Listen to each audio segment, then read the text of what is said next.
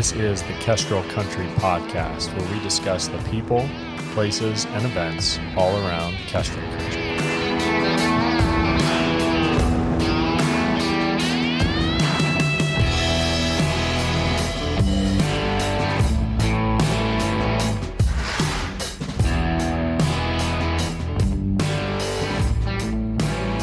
Well, Donn, Morse, Jed, thanks for jumping on the podcast today. Sure thing.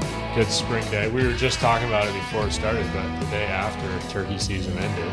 So They're talking. We'll talk a little bit about turkeys. But I thought it's helpful just to get a little bit of background. We know kind of Jed's background, but Donn, where did you grow up? How did you get into the outdoors, and what brought you to Moscow? So we grew up over on the west side of Washington State, and early years were in the South Seattle area, and then later on out in Gig Harbor, Washington, and that's where I went to high school. And that's also where I got into hunting. So I worked at a Christian camp and earned enough money in the summer washing dishes to buy a Model 94 30-30, one box of shells, There you go. Washington State license, and a tag. And my dad and I shared that gun, and we hunted the tree farms near our house. And we got out one day on probably November during the blacktail rut, and I took my first deer with that 94. And it was crazy because we didn't have a hunting knife in the house, no Gore-Tex. So you were the first one of your family to get into it. No Gore-Tex. I'd saved 8 bread bags and used them for boot liners to keep the feet dry. Yeah. Wow. And we didn't even have a hunting knife. And Dad had his survival knife from his Marine Corps flight gear, and we used that to dress that deer out. And again, no YouTube, and I remember seeing pictures in Outdoor Life of, taking care of a deer. We took care of it. And then we had a 1.5 mile hike out to get the deer back to the 63 Pontiac station wagon. Well, we didn't know how to drag a deer, right? And so we came up with this idea of falling a 20-foot Doug fir, limbing it, and then trussing the deer hanging that thing on there on that Doug fir. We'd see pictures of the pilgrims, hiking out with their deer. That must be efficient. The pilgrims had the sense to use an old dead tree. This thing was flexible, and it weighed probably half as much as that deer.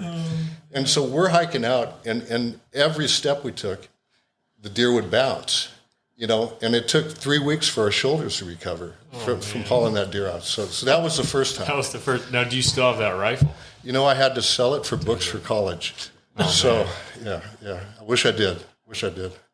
Oh man, that's a pretty good start. I don't know. That's probably the best way to start. Yeah. You were hooked? Low then? expectations, it's just all uphill from there. Oh, yeah. And then, so Lisa and I met at WSU in the 80s. I actually came to WSU to hunt chukar, and the degree was ancillary. And the only gun I had to hunt those chukar was a little H&R 20 gauge single shot, but the extractor was broken. So I had to carry a piece of dowling to knock the spent shells out. And I will never forget, you used to be able to hunt the breaks down by Wawai. And I showed up down at Wawai, I got out with this H&R and my piece of dowling, and 2 other guys, well-heeled hunters, are pulling out their over-unders and their short hair pointers. And I heard one of them look over and say, "The kid's got a muzzle loader." and so that's that was how I hunted the chukar down in the breaks of the snake, and no dog, just no dog. But I fell in love with this area and dreamed of coming back here, and so 97. We actually made the break from the west side and came out. And it's the hunting over here is just remarkable. I pinch myself every time I get out in the timber.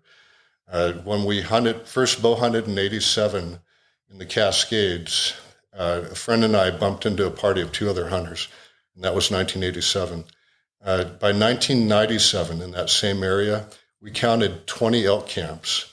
And if you just assume 4 hunters per camp, per RV, wall tent, or whatever, that's 80 hunters. So we went from 4 to 80 hunters in a 10-year period.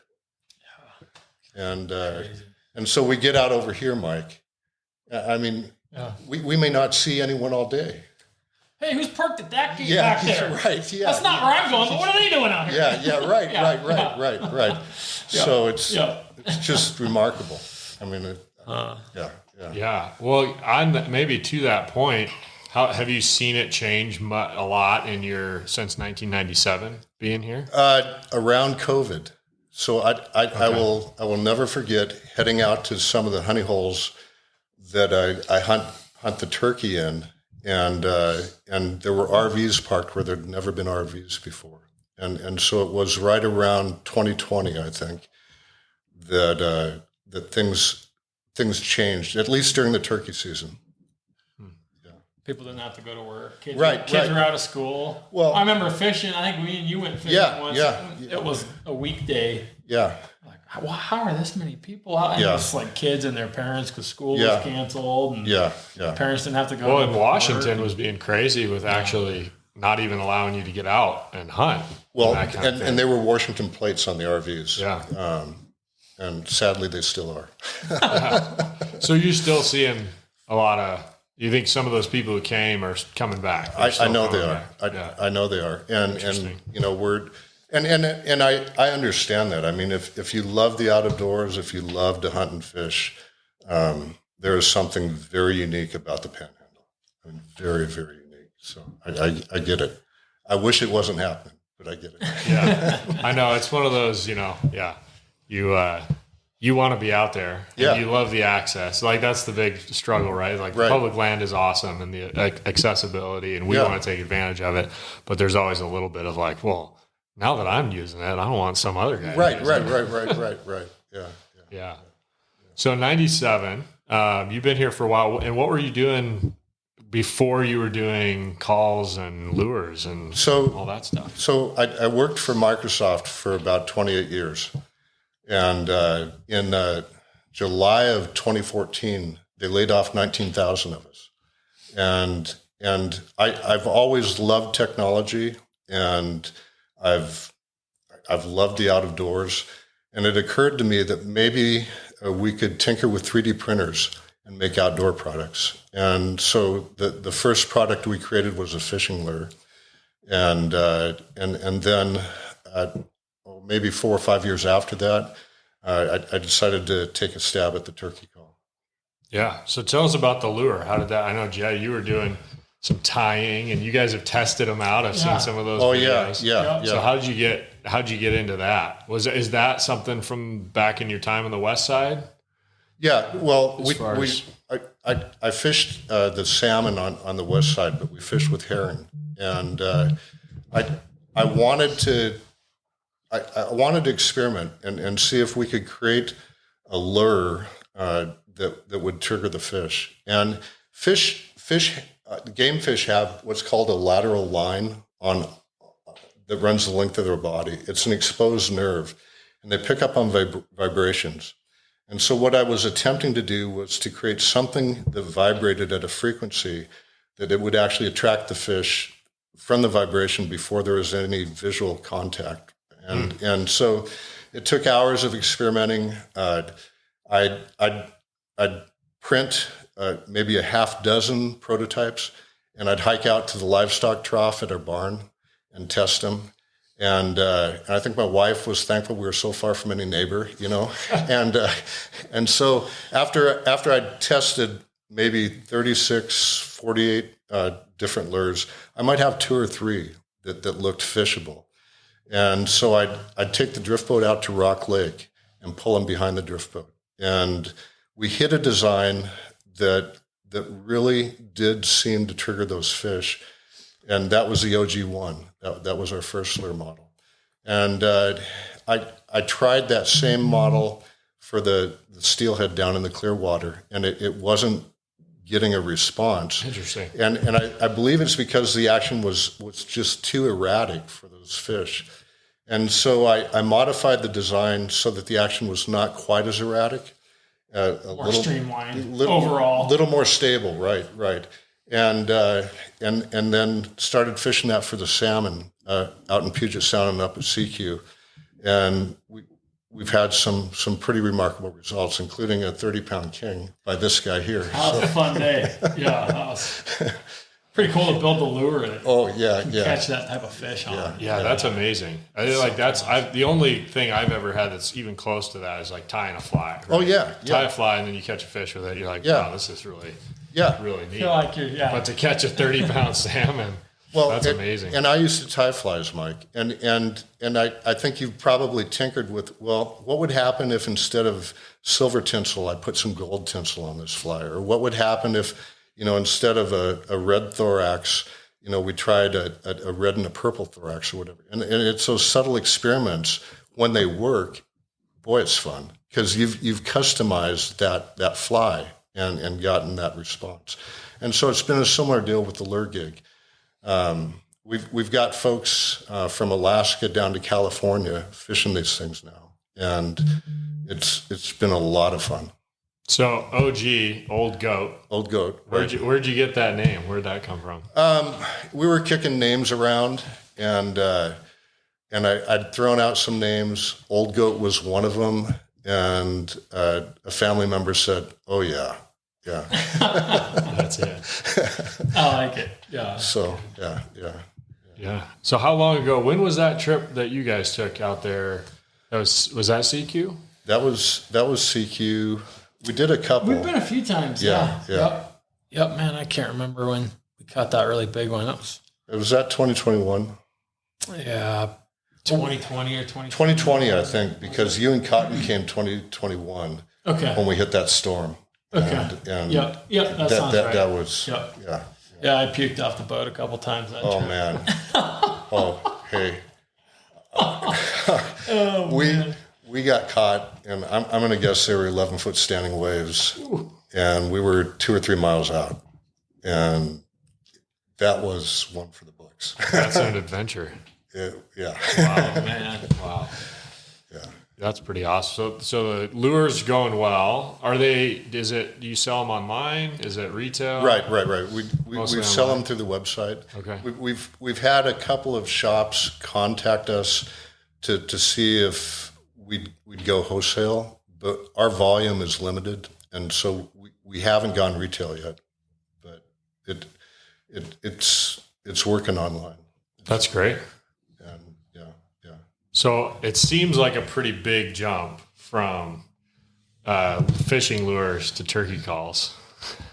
And it is. How did that? Well, I've always loved any sort of calling. Whether it's predator calls, whether it's bugling in the elk, calling ducks, geese, or whatnot.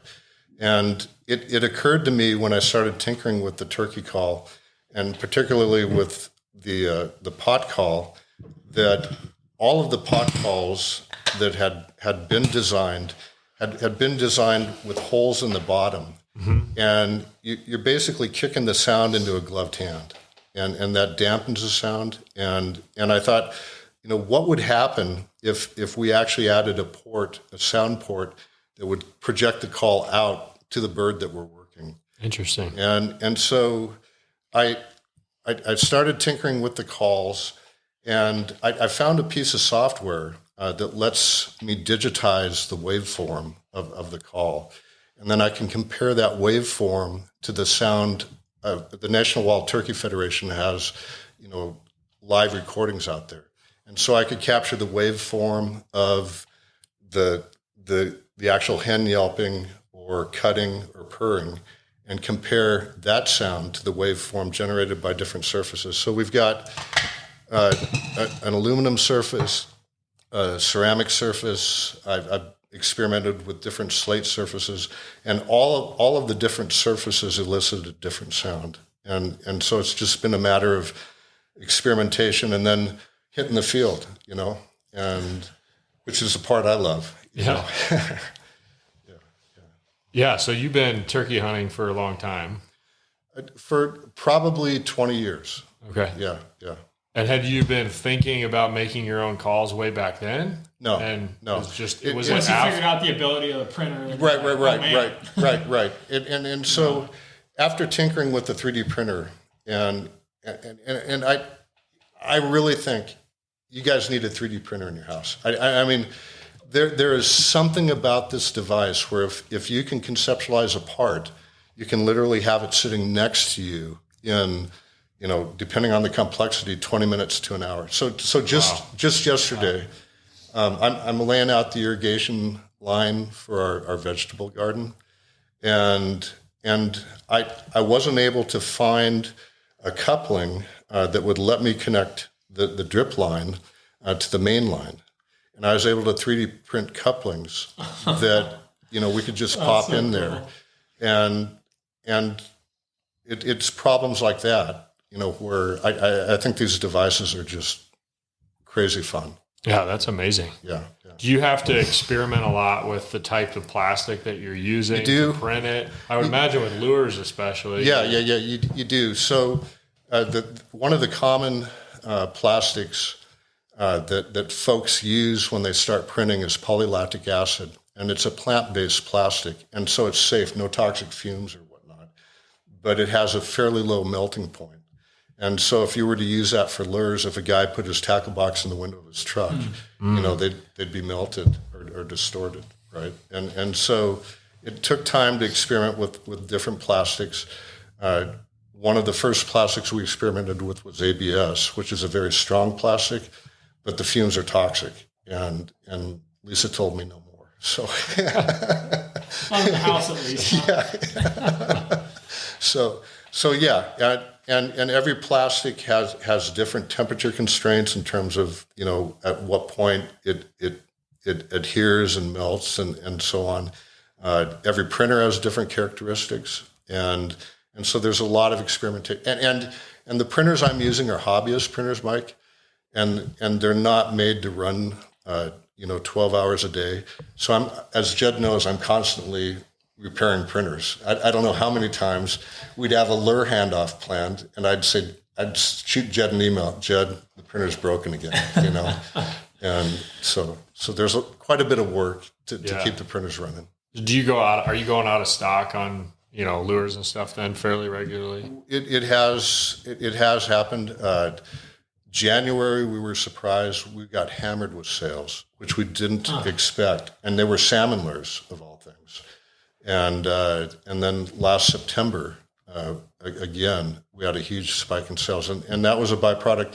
Northwest Fishing Reports came up to CQ and fished with us, and they did a TV show. And when the show hit Portland and Seattle and you could Spokane, see the direct. Oh, yeah, crazy. Yeah, that's fun. Yeah. So what about the lure now, Jed? Have you been using these in the woods? Yeah, we were just talking about that. I haven't made it out enough. I took that black aluminum out. I made it out twice this year.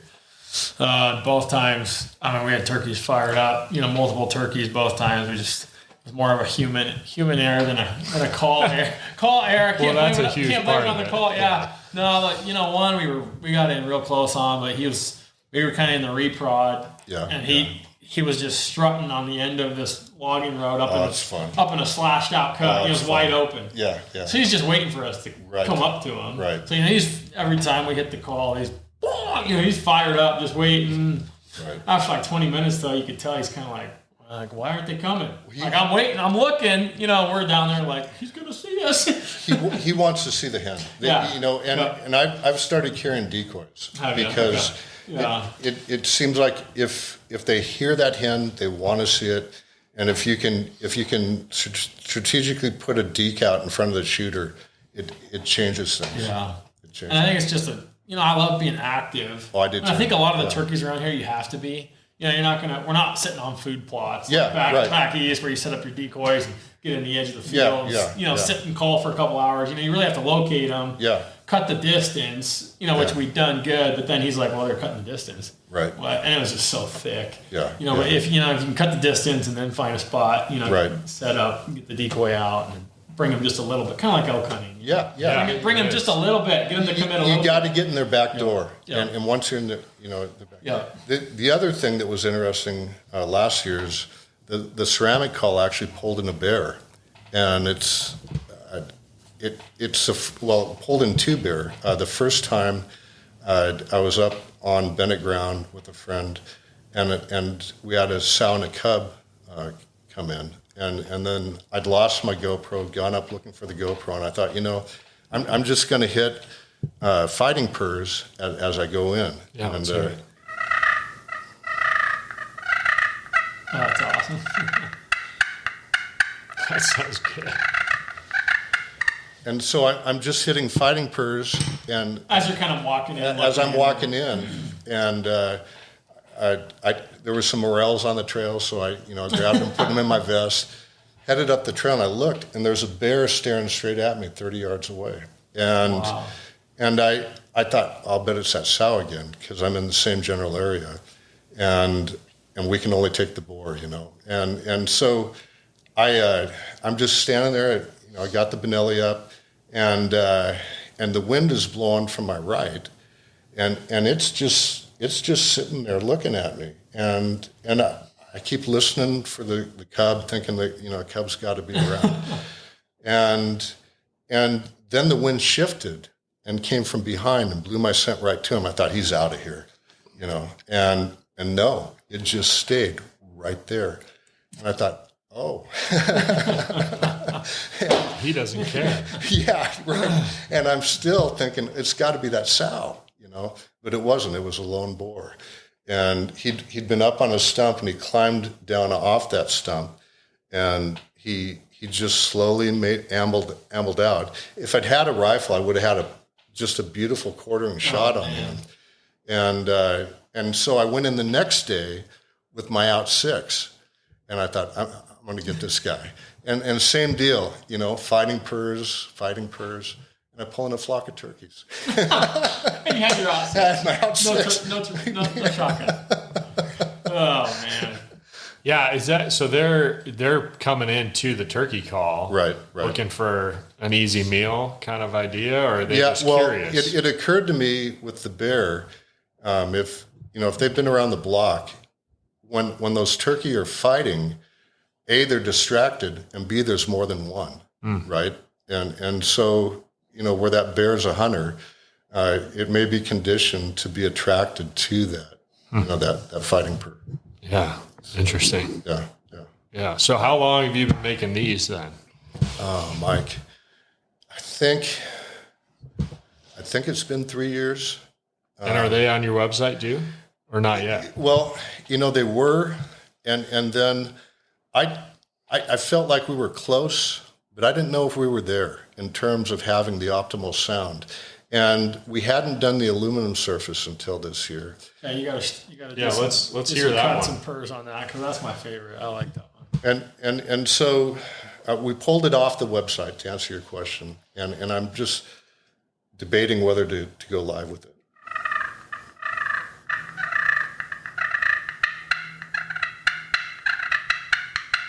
Yeah, that sounds good.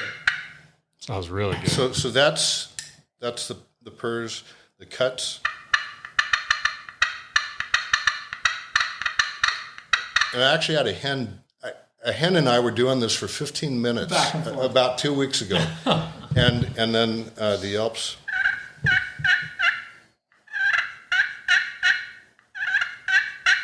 You can kind of hear the raspiness in there, and it seems like that raspiness is part of what really gets them going.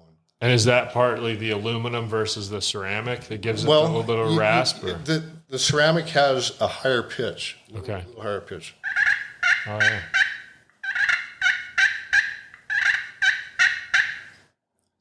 So, is anybody else doing aluminum? Yeah. Yeah.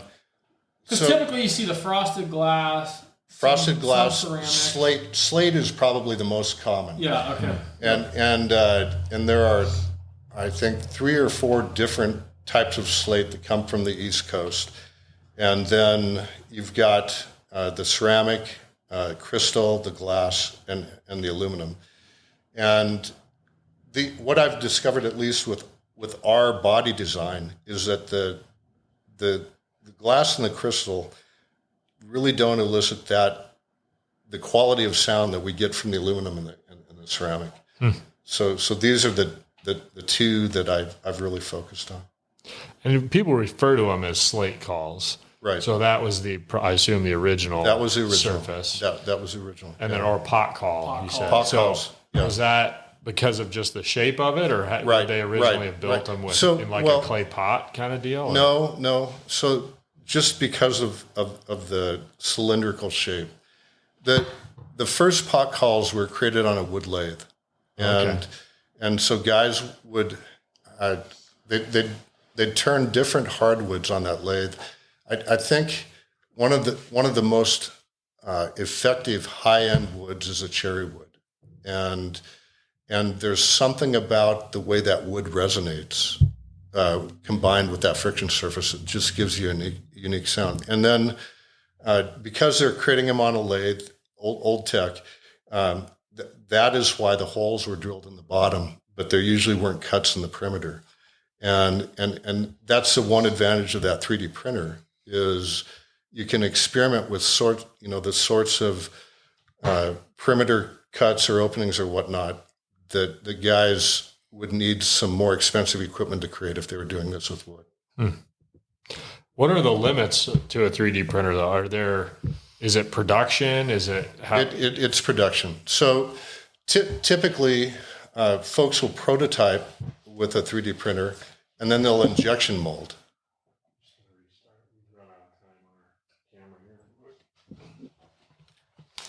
Sorry, go ahead. You're good. Injection mold. So they'll go to injection molding after they've 3D printed the parts, and injection molding brings its own set of complexities. So, for example, with that perimeter cut, and with the call itself, you have to design the body. You'd have to change the design a little bit so that the parts of the mold can easily slip in and out. It's usually a two-part with the injection mold. Yeah. The two sides. Yeah, like a fishing lure where they do the two sides. Right. So time is really the limiting factor with the 3D printer. Yeah. Is that do you have, now that you're honing in on that, you think you're going to put them back up and have them for sale? That's a great question. I almost think that the turkey call will probably be something that we will want to injection mold, just because of the amount of time it takes to create each call. The amount of plastic with the sound. Yeah. Is that something that when you talk about injection molding, do you have to get that done somewhere else, or is that something you can do yourself too? No. Injection molding is a different beast. Huge machines. Okay, so that's like sending it out. You get your design all figured out and then send it off and make a bulk order. Yeah. Interesting. So and you pay. I think a minimal cost for an injection mold would be about $20,000. So you have to know that you're going to sell a lot of whatever, to make that pencil out. But there's a company up in Spokane that injection molds the handles for buck knives. And I actually went up and talked to them when I first started working on the lures. I was thinking about injection molding the lures, and it just didn't pencil out given our production. Down the road it might, but right now it just doesn't. Yeah. So you can keep up with it on the printer, on the lures. Yeah. But not maybe as much on something bigger, more complex like that. On the call, we've got. Right now, we've got 3 running printers at the house. Our ideal would be to have 5 or 6, and 3 of them are down. And I'm ordering parts, working, trying to get them back up. But the ideal would be to have 5 or 6 printers running, 12 hours. A typical, for example, for the large salmon lures, on one large bed printer, if I'm printing 14 lures, that's a 17-hour print. So I'll start it in the morning, and next morning I'll grab those 14 lures. with the smaller lures, with our smallest salmon lure, I can print 55 in 12 hours. So depending on the lure size, the amount of plastic that we're using, you've got different efficiencies there. Are you able to, like the turkey calls and the lures, are you having to reposition those at all? Or can you push the button and it'll start to finish? You don't have to be there. As far as printing it out. That's a great question. So initially you'll experiment, how can we optimize that print bed to get as many lures of this size or as many calls of this size on it. And once we've done that, then it is really a push button thing. Okay. The problem is, every third day, one of the prints will fail. So one of the lures will back off the print bed, and then everything gets tangled up. So you're going in periodically through the day, right. Well, that really gives some context to the cost and everything. That's a lot. That's a lot of time, a lot of effort. And so, how long would it take to make one of these calls? One call is probably going to be a 55 to 65 minute print, and the reason I say 55 to 65 is you can actually adjust the percentage of fill in whatever you're printing.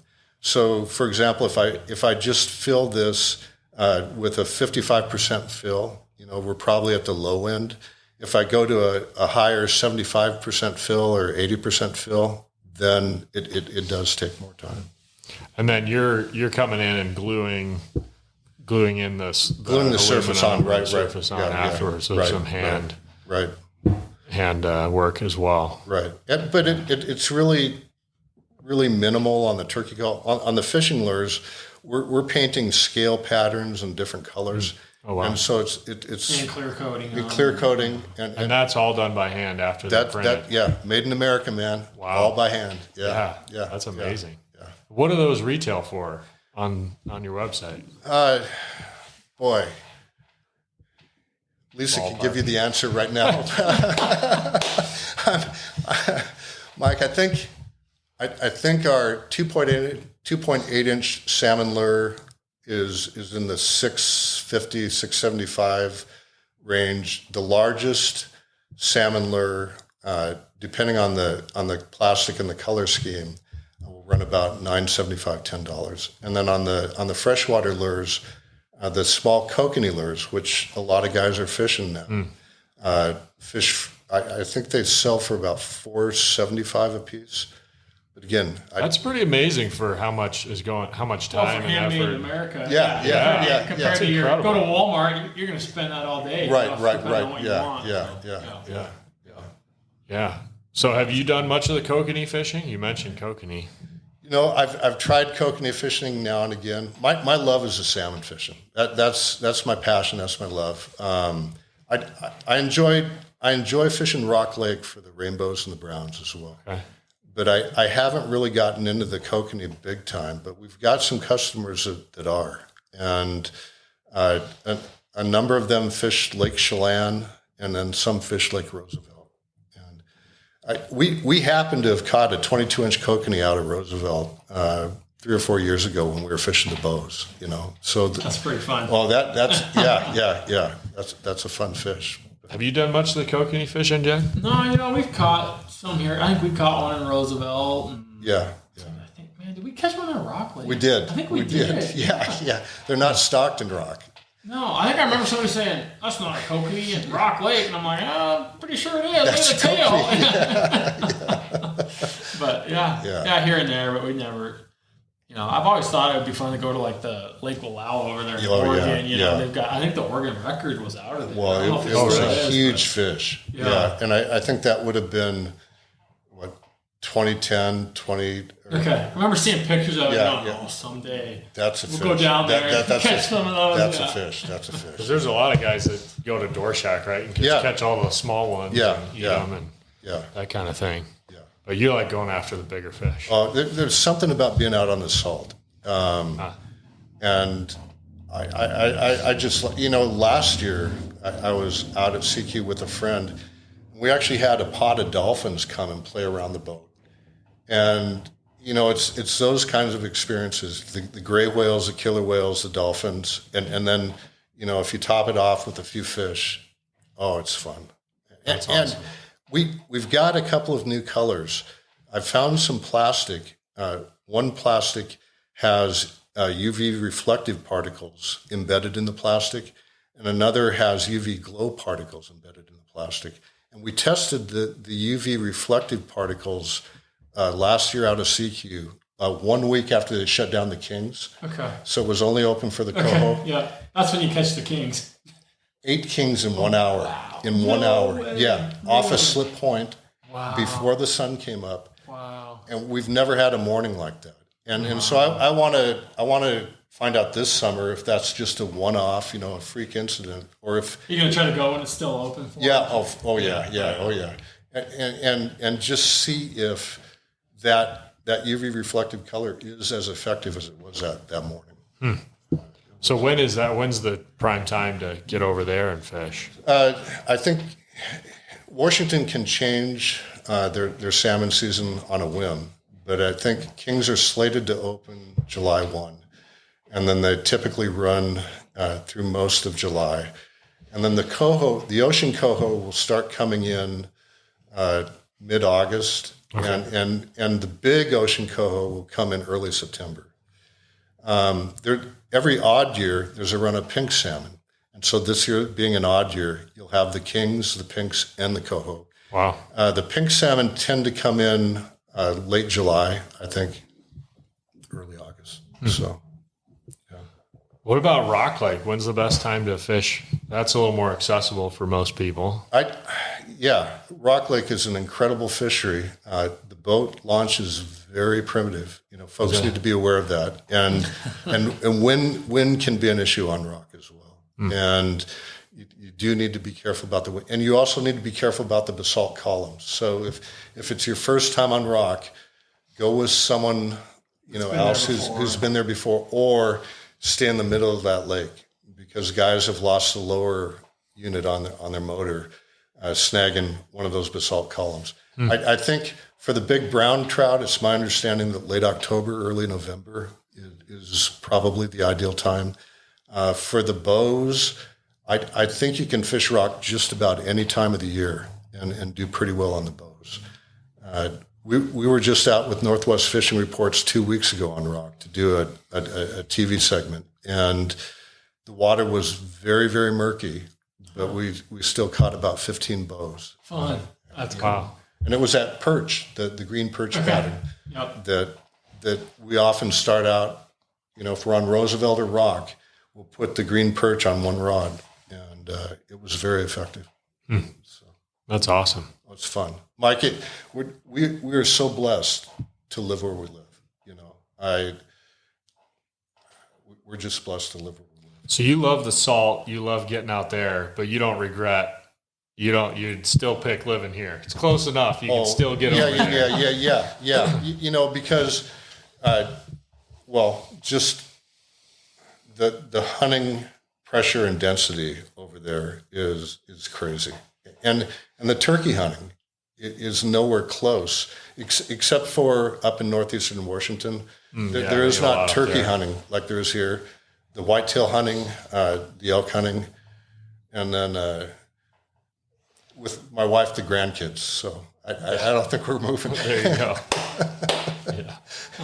Yeah, well, the variety of both terrain, species, all kinds of stuff around here, I think is one of the most unique things, Oh, it is. You got canyons, deep down into Hell's Canyon. You got the rivers running down there with salmon and steelhead run even. You got fly fishing up in the mountains. You got, like you said, upland birds, chuckers, all that, and then big game. It's pretty crazy. Oh, it is. It is. And I think if you move to Colorado, you might find the elk hunting on a per hunter basis, the harvest ratio is a little bit higher.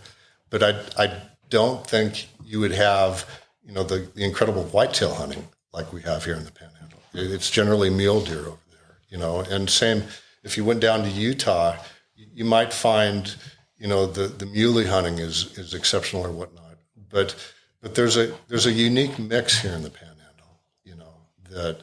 Find yourself having a pick. Oh, you do? Yeah. Fall yeah, hits, yeah. it's like, oh man, Yeah, what am I gonna do? where's time going? Right. Am I going to run a bear bait? Am I going to go hunting? Am I going to do archery? Or, Right. It's not like Utah where like, well, let's see if I'm able to hunt this year. Right, You know, right. put in for the elk tag and might not get it. Yeah, It's super accessible here. Yeah, Idaho does a good job managing for access. They really do. Yeah, they for really sure. do. Our opportunity is probably how they put it, right? Yep. Managing for opportunity. Yeah.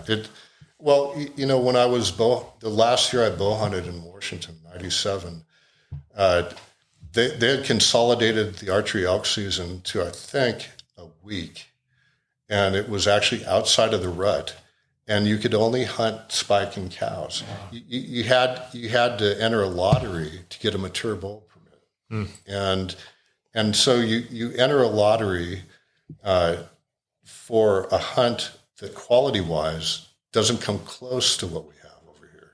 Wow. And that was just the nuts and bolts of that hunt versus the hunt over here. Yeah. Good. Well, where's the best place for people to find, what's your website? Find the lures. Oldgoatlures.com. Okay. And yeah. Perfect. Yeah. Well, thanks, Don. Appreciate you coming in. Thank you guys. Good talking to you. Yeah. Hey, enjoyed it. Good luck out there fishing this year. Thank you. If you guys, seriously, if you'd want to come. It's too much fun. We're going over, speaking of salt, I'm going over to San Juan's in another couple weeks. Are you? Yeah, we're going to be out there just for family vacation. But I don't know. Is that Marine Area 7? You know? I don't know. I have to look it up. I haven't planned very well yet, so. I think it's 7. I don't think the Kings open up until July 1. It used to be, when I was a kid, we could start fishing the Kings in June. You know? And there's a winter king fishery. It's called the blackmouth fishery. And it used to be that blackmouth would open in November and run until February or March. This year, guys in the Puget Sound got 4 days. 4 days, you know, and it used to be like 5 months. So, yeah, It's tough. we need to deal with some sea lions. Sorry. There you go. Oh, man. All right. Thanks again. Yeah. Good talking.